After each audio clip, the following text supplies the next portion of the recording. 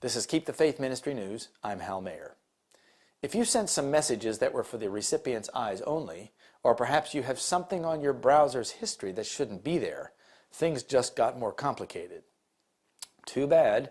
Great Britain has just passed new legislation that expands government's power to snoop on your devices to unprecedented levels.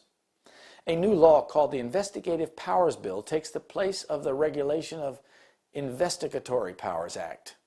The new law, dubbed Snooper's Charter, permits British spy agencies to use tools to spy and hack by security services unmatched by any other country in Western Europe or even the United States.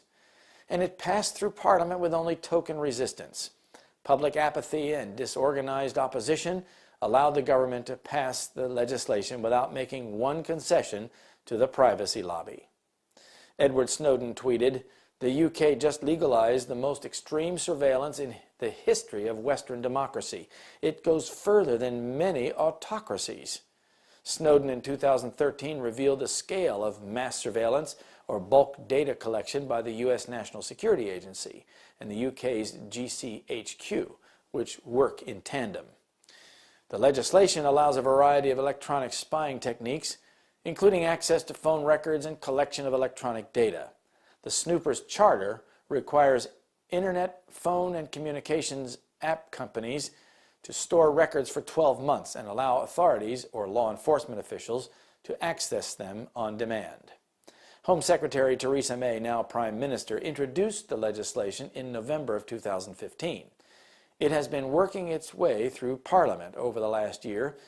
It includes several changes to existing legislation so that authorities can access the usage history of the public's internet and social media, including apps like Snapchat and WhatsApp.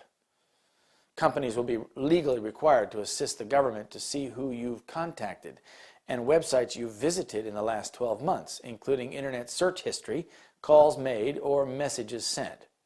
People who aren't quite ready to give up their online privacy can potentially get around the bill by using virtual private network software, through which you can scramble your usage data and protect it from your internet provider, who is required to collaborate with the government.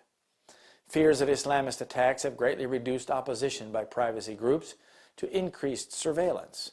Germany has also recently passed legislation giving its intelligence services more surveillance.